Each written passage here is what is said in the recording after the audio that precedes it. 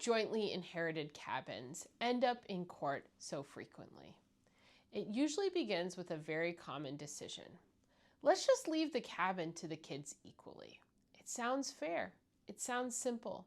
But in practice, it creates a complicated ownership structure. At Janowitz Law Firm, we regularly work with Minnesota families dealing with cabin disputes.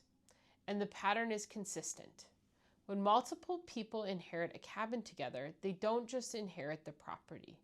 They inherit shared responsibility. Every decision now requires agreement.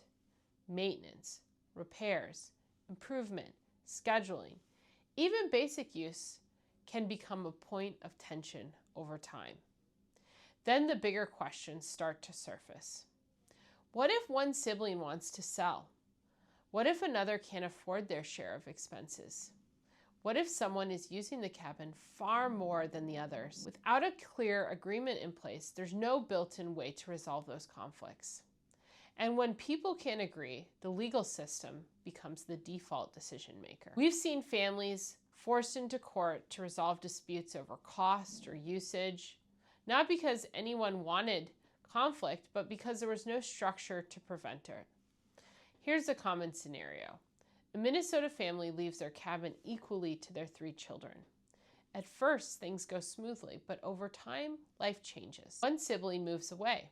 Another uses the cabin frequently. A third is concerned about the rising expenses. Disagreements build slowly.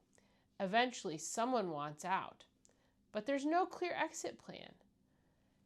That's when legal action becomes the only option.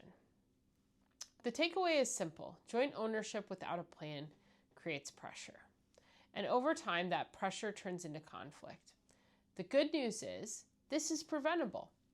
With the right structure, whether it's a cabin agreement, trust, or a defined buyout process, families can create clarity upfront. They can set expectations. They can define decision-making, and they can avoid putting those decisions into a courtroom later.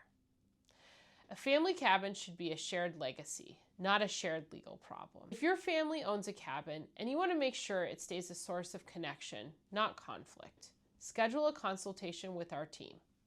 Or follow us for more guidance on structuring this the right way.